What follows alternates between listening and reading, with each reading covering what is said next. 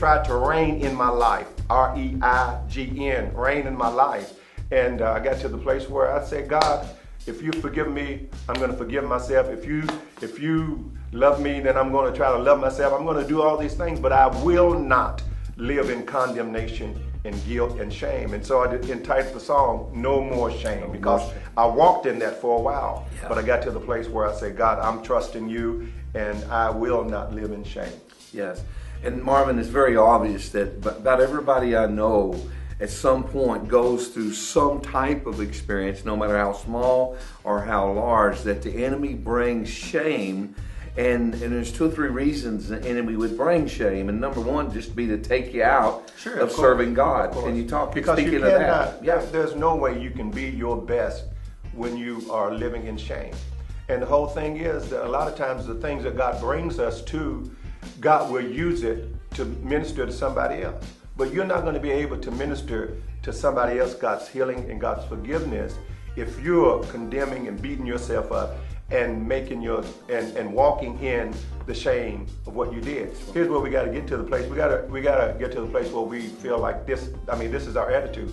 I did what they said I did, but I'm not who they said I am. That's good. I may have done what everybody knows I did, but I'm not who people trying to make me out to be, because good people do bad things and bad people do good things, and that doesn't make a bad person good because he did a good thing, and it doesn't make a good person bad because he did a bad thing. That's right. And so the thing is that you have got to muster up some faith to realize that God is going to use everything in your life. Amen. Good, bad, indifferent. God is going to not waste any experience you have in your life. And so when the enemy tries to bring you into a place of shame, it is because he knows that God has something for you in your future that will benefit somebody else. And that's what I determined in my life. I am going to live for my purpose. I am going to be who God created me to be. And I may have taken a detour, but God still knows how to get me to my destination.